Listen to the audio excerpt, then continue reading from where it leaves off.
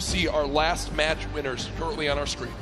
Uncontested there. Nyrox dropping in an early baller. A very pivotal piece for late game survival. Going to farm up all the materials he can inside. Not going to smash too much of the outside until maybe the last second just to prevent any reveal of his own position. He's just going to go and move on. And actually does see targets down below. A couple attempted shots. That scope, they are accuracy at this level. Going to have to be very key if you're going to try and pick up an elimination that early. The scope might be exactly what Nyrox needs to establish yet another elimination to put himself higher on the leaderboard of this duo. Remember, the scope, the assault rifle, a hit scan weapon. You aim, you point, you shoot. If it's on him, it'll hit him. And these guys have pinpoint accuracy, as it's known. You know, when you land on the southwest side of the map, if you don't land in an exact big area, it's a very, very scrappy start. It's a lot around getting a baller, rotating on through, and just trying to pick up one chest here, loot one building here, and piece some things together. It's known how tough it can be, but Nyrox and Aqua currently on their way. Let's shift our focus towards Neo Tilted here. You see Mongrel and Mitro, who so many times have been contesting here with Clix and Skeptic.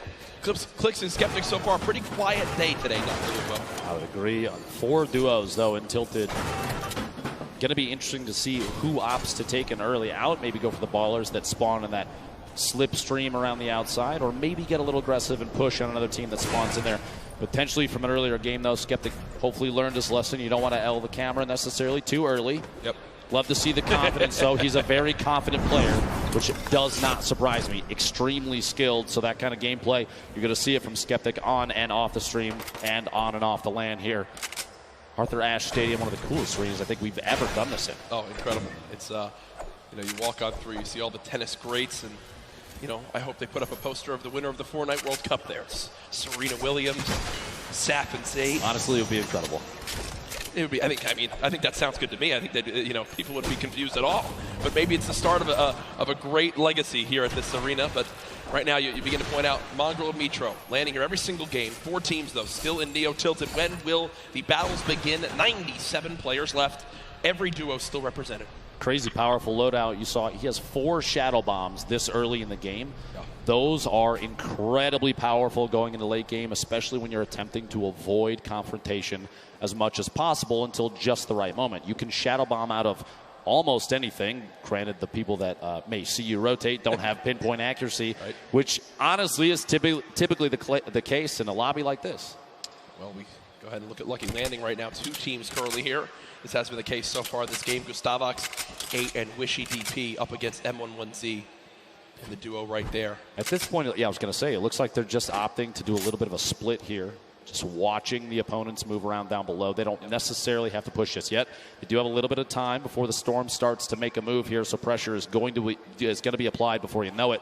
But a loadout like this, there's no shotgun in the inventory. They have the shockwaves to rotate if they need to, but those are oftentimes saved for late game if you can do it. It's an easy way to push through opponents' builds that are above you, as we've seen in previous matches countless times, take the high ground without maybe being challenged.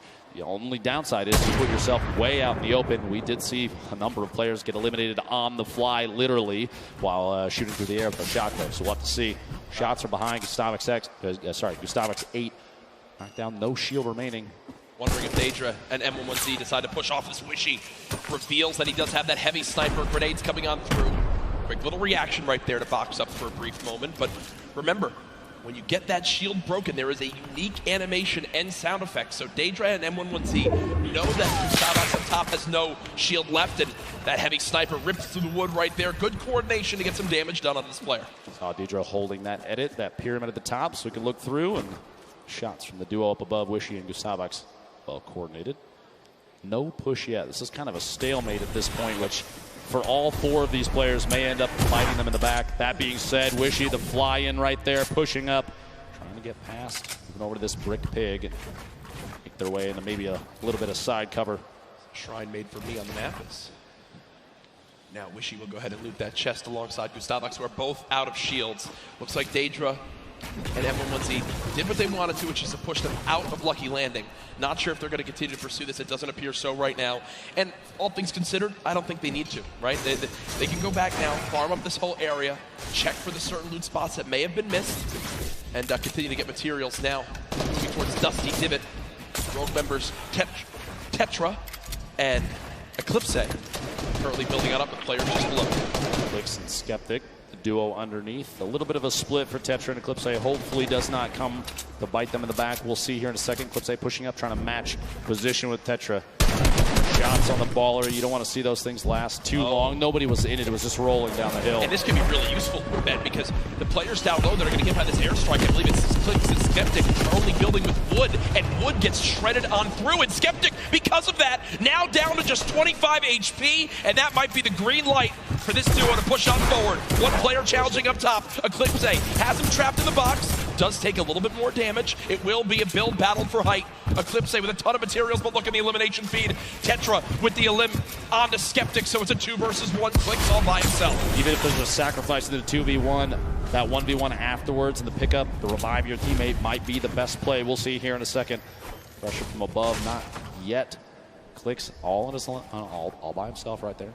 To take just a second and heal up. Any chance you can get to get a little bit of HP might be the key to staying alive. And this is where I believe adjustments need to begin to be made, right? Eclipse and Tetra, as they push on forward. Clix now all by himself, trying to force him to happen. There's no shot right there as he goes down. The day of struggles for Skeptic and Clix continue.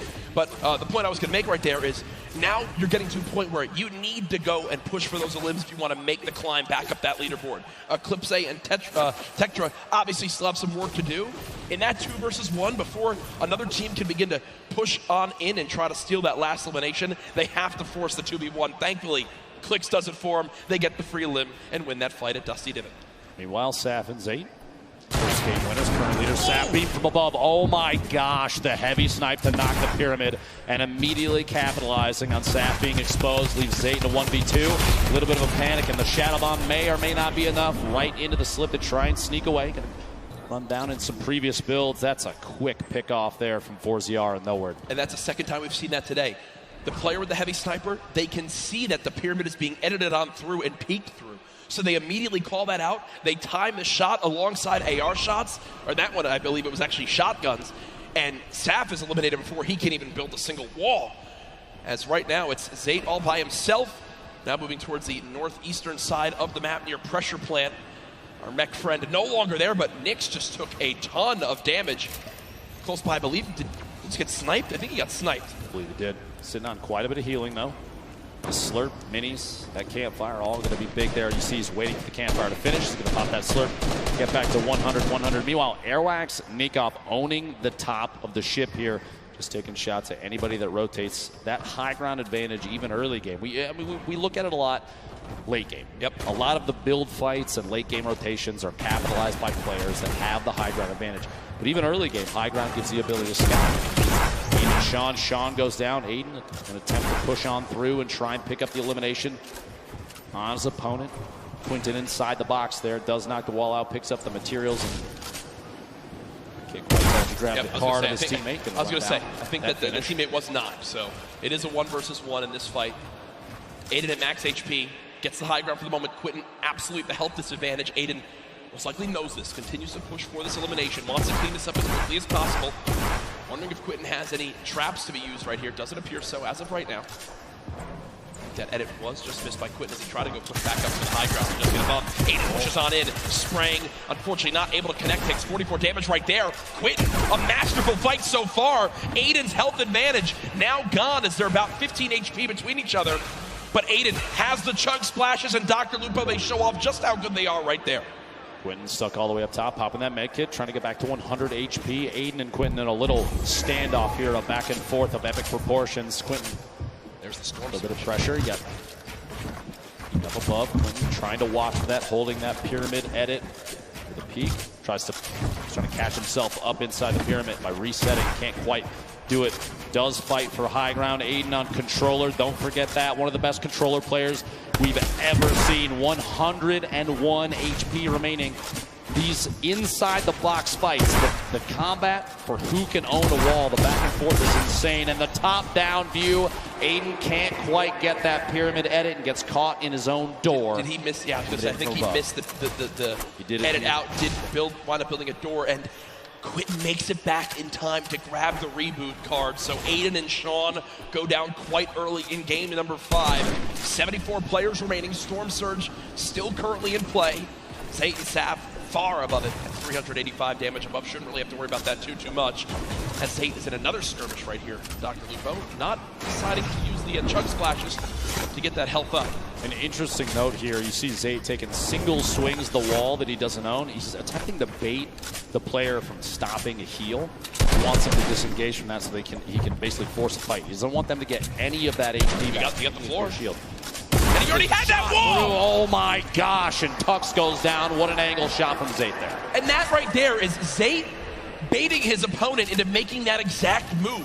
What you just saw was why Zate has remained one of the best players in competitive Fortnite from the very early days. He replaced the first wall before that fight even began. Then he moved towards his opponent, shot out the floor to push him towards the wall he already replaced. And once he did that, once the player ran and thought he was safe, he quickly hops on up, edits his own wall that he placed earlier, and gets the free elimination. It's one of those plays that separates Zate from the millions of other players that play Fortnite. There's a reason they won that first game, Jack. It's going to show through and through throughout all these matches. Ziff is called on your screen here. Game 5. 2 matches remaining. It's a very easternmost zone, Dr. Lupo, so you're looking towards it right now. Lonely Lodge will still narrowly be in play. Outside of that, just the drone ship from up above. The right side of your screen, don't get the format for these. Oh, Quinn goes down. I think he got caught with his build still in his hand. He wasn't expecting it. See the blueprint out. You hate to see that.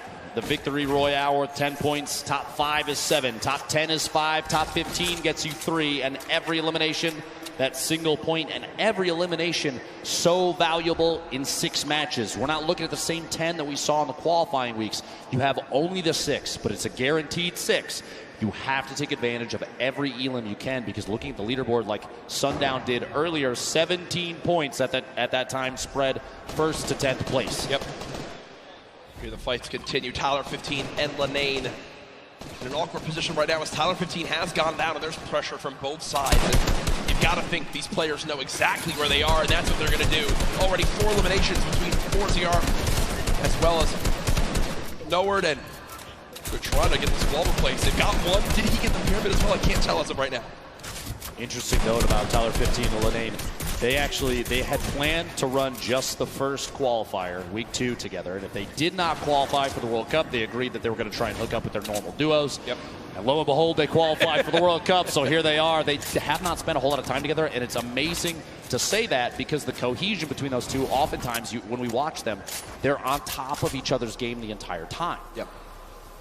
And that's why they made it this far. 65 players left. The next storm surge could be happening soon. You see the shockwave grenades used as Crims right now eats a rocket to the face, down to just 79 HP. Thankfully, if you're a Crims fan, he does have 5 minis to pop, 2 big shields. I'm sure Spades. Oh no, Spades is full health, so I was going to say, I'm sure Spades, if he needs some shields, they are good to go. They are good to go. Spades just needed more AR ammo to keep shooting, Dr. Lupo. Exactly. Hold down that left click and see what you can get. Especially in situations like this. We even saw that kind of thing happen in the Pro-Am. I think Tim the Tatman faced attacks from multiple sides while in the box. It happens. A number of players know how that feels, and so the ammunition does get chewed through quite quickly. Absolutely is. You see where all these players are stacked up. Rope DW and Blue T taking over that main lodge right now. Sid's Lucky. Don't see the duo anywhere, so Sid's Lucky might be all by himself at the moment. 62 players left. Zate, remember, by himself. Saf did get cut down earlier on, and it looks like Vinny also all alone. Maybe Zekor dropped earlier on in this game too. Going into these late games, Jack. Yeah. Especially when we're on the second to last. Pressure is at an all-time high for some of these players, especially the ones that have never experienced a LAN event like this. And this is the biggest one that Fortnite has ever had. Do you think they're going to be able to capitalize on that, take advantage of their own nerves, and use that to climb the leaderboard? I mean, or is it going to get the best of them? I'm just really, I can't even speak from experience on this. I mean, yeah, sure, I played at a few Pro-Ams, and sure outplaced you, Tim, Ninja, well, basically everyone yesterday as I got top 8, and that was an incredible performance that I'm truly proud of. Jack, you outplaced us in both winnings and wake. But as we take a look at this again, I actually forget what I was going for this because I was complimenting myself so much. But Nate Hill and Funk Bob, 2 players who had a very quiet day so far, 4 points up to this game. They've matched that in this one alone, so they're at 8 overall. And, well, that's that moment we're talking about. With the shield broken, the entire lobby has decided you are the player we're going to shoot at. And Nate Hill is burning through materials. This is looking like it's going to end right here for this FaZe Clan duo. Nate trying to make it through. Just a frantic flint knock shot. At that point, it's desperation. 6 total builds, no healing, only 34 HP. Imagine if Nate had caught. Wait. Did tag him. And no. Gospel side is caught between multiple teams, players rotating into the zone, players that were originally taking shots. A tough break there in Game 5 for Nate Hill and Funk Bomb. Keenstar and Hunter do wind up finishing off that elimination with the help of Serpent and crew. 57 players left now. This zone that is in the middle of basically a forest, but most trees are now gone. I'm looking at the minimap right now. This is a pretty central zone where everything's remaining. So players on the outside will need to move in from all areas. The zone pushing forward. Here are Mitro and Mongrel. A quiet game so far. 0 eliminations up to this point. The question remains, will EU climb up into the top 3? They're just on the outside right now. I know this is NA home turf, but I know the hundreds of thousands of European members of the Fortnite community are out there rooting for duos like Mongrel and Mitro to pop on up. And unfortunately, when I mentioned EU duos, I just saw Benji Fishy and Mr. Savage go down to the duo of Arkram and Falconer as they continue to perform well, a team also in the top 6. Not out of this just yet. 1 game still remaining. This circle, a east-southeast push. This is the 50-50 where you're going to see a number of players sit inside the next safe zone and take advantage of that ability to watch people rotate in. That's where a lot of the eliminations mid-game happen, is people trying to get into the next position. And players like Mongrel, Mitro, they are in spots to take advantage of that. That being said, Ronaldo does take out Mitro on the feet, picks up that elimination for the duo. 28 duos remaining. We're not even close to placement points yet. That happens at 15, Jack. Yeah, and Mongrel knows this. When you look at his inventory right now, no combat shotgun, still this epic tactical shotgun, quite good. The big question for me, 2 shadow bombs, all the movement, how exactly does he play this? Mongrel looking for an elimination, shot comes on in, does get a small little shield tag, but not too much to begin to push that. Good job at least getting up this layer of height. Remember, it's so tough in elevation here when there's so many builds. Bottom right of your screen, another solo still remaining. It's Zayd, who still has, I believe, 3 shadow bombs left, Dr. Lupo, to make plays in the late game. 2 of the biggest players we've watched thus far. A lot of people just waiting to see how things are going to play out. Mongrel holding this edit. He's waiting for that opportunity to pop up with that purple tack. See if he can do enough damage to pick up an elimination or at least a knock, especially as we get into the circles where movement of the entire zone is going to happen. A knock will translate into a full elimination. That siphon will kick into the HP or shield. Those last second elims before things start to move, those are huge. They give you that little boost you might need to engage in the fight on the move. Falconer, Arkram sitting in a great spot right now, kind of smack dab in the middle of the current safe zone. Yeah. We have 21 seconds before this circle starts to move. I mean, I feel like this duo hasn't been spoken about a ton so far today. They're currently top 5, Dr. Lupo, in another place where... Incredible players. Yeah, they can absolutely make some noise right here in this one if they can finish strong. Remember, other teams in the top 5, though, still have representation. With Zayd still in this one. Falconer and Arkram. Arkram quite weak at the moment, though, about 120 HP in total.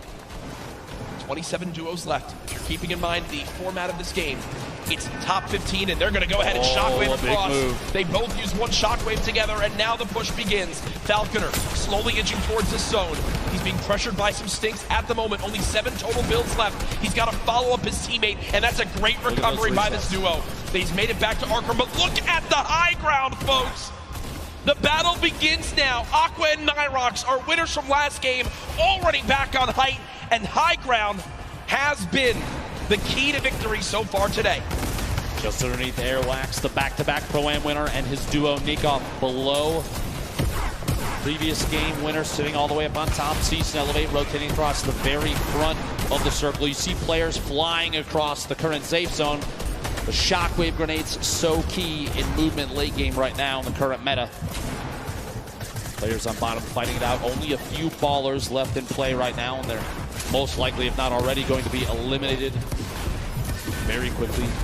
19 duos left. Aqua Aqua at the top. He'll come floating back down here in just a second. Battle still going. Nyrox and Aqua off the high ground. No one challenging for it as of yet. You got Elevate and C still on the low ground. Punisher there as well. Mongrel still making plays happen without any movement items left. We are one team away from placement points being earned, and there it is. We are now in our top 15. Zay getting caught off guard from behind. Name drops in. He wound up dropping in 16th. It's just outside of placement points. Zay and Saf will not earn placement points this game. The lobby beginning to drop like flies, and look on the high ground still, folks. It's Nyrox and Aqua setting themselves up for a great spot at the end of this game. 2 players still left in Ballers. Somehow, Mongrel is, oh no, he goes down right there. 11 players left, Dr. Lupo. Players all the way to the high ground, still Aqua and Nyrox. They have absolute ownership of everything underneath them so long as they stay on top of their material count. They don't get overzealous with those builds. You have to savor those because right now there's nothing left unless you pick it up from a player that gets eliminated. Item at the edge of the zone goes down. Spray from that minigun from Aqua. He is not letting anybody move unchallenged right now. So powerful. 2 duos left. It's Aqua and Nyrox, Cease and Elevate. The rest are all solos down low. Clusia with the elimination on a Chapix. Cease and Elevate deciding to drop down low because I believe they're out of builds. They've just got to go brawler mode right now. Cease getting chunked by this minigun of Aqua as he continues to rain down fire. Down goes Cease. Elevate now weak as well. The circle's moving back the other way. Wolfies is at the forefront right now in one of the best spots because of all those builds potentially already owned. He can just make his way on through without challenge. Skype trying to challenge for high ground and gets absolutely beamed. Daedra and Wolfies in this game as solos. Clusia as well. Aqua and Nyrox. Could they get another victory royale? Currently at 5 eliminations this game. Aqua, stick grenades from above. Still riding the minigun. Still 250 small ammunition remaining. This thing is so punishing from above. You have that high ground advantage. You have the shots on Wolfies from above the elimination, a 3v2 situation. Aqua, Nyrox looking to pick up the first World Cup back-to-back victory royale, Jack. Pressure coming on in, they drop down low, the tag's coming through. My gosh! There it is! A 17-point performance from Aqua and Nyrox as they win it again. That alone, those 2 games may be enough to push them all the way to the top of the leaderboard, and they are 1 game away, if they can hold that, from $3 million. My goodness, folks, here it is again. Aqua with that minigun up top just made it impossible for any other team to even try to contest them on high ground. They send Nyrox down, Clusia there as well. Here, Clusia was doing everything he could, but again, when you're at a number disadvantage, Dr. Lupo, a health disadvantage, when you're on the low ground as well, I mean, I just don't see how you could even win the game. He tried to edit him down. Unfortunately, just can't hit the final shots as Aqua still drops him with 200 HP. And again, much deserved as they take the victory royale.